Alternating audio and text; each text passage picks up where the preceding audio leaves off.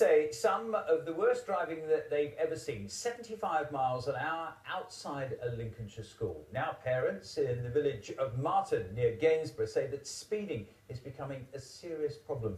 They fear a child could be killed. Across the country, 1,000 children are hurt in road accidents outside school each year. And one campaigner has told us today that speed limits must be reduced to 20 miles an hour outside of all schools. Jessica Lane has this. Police say they're some of the fastest speeds they've recorded outside schools in Lincolnshire.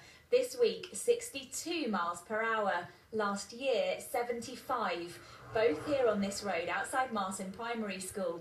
8-year-old Alex has this message.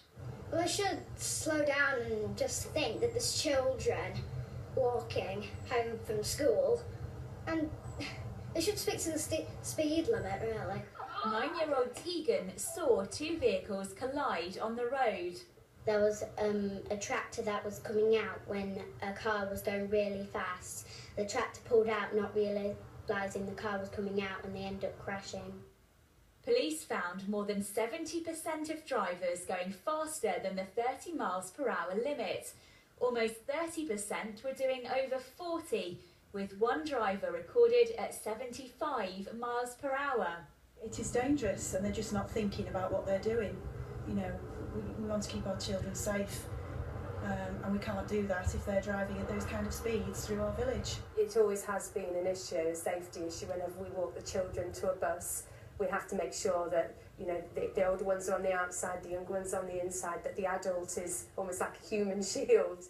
One suggestion about how to tackle the problem is to put up flashing signs that tell drivers how fast they're going. Teachers say they'd also like to see the national speed limit signs moved further away to stop drivers starting to speed up outside the school. Some drivers do push on early when you think it's clear, and obviously in front of a primary school it's not always clear. If you're near the school and there's any activity, you need to slow down. If even if you're doing 30, an appropriate speed would be more like 20. Teachers and pupils here hope things will start to change and drivers get the message soon. Jessica Lane, BBC Look North in Marton near Gainsborough.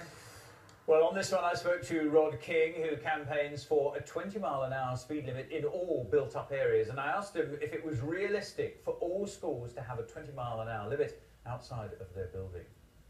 Well, it's something which local authorities throughout the country have considered, based on the latest guidance from DfT, which is encouraging it, and based on the requirements of things like the Equality Act and so on, and its relationship with children. They're doing it in many, many places around the country. But the Transport Research Laboratory says that signed 20-mile-an-hour speed limits deliver, and I quote, no significant reduction in accidents. Well, I'm not sure how old that particular report was which you're looking at. I'm not aware of any recent report which is saying that. What I am aware of is that throughout the country, in many places, local authorities have done pilots and found substantial benefits from 20-mile-an-hour limits, which not only cover reductions in casualties, they may increase cycling, increase walking, and actually environment which is much better for the, residents. What about Lincolnshire? What about this driver the other night, Tuesday night, 62 miles an hour past the school in Marton? Well, that's not appropriate, and the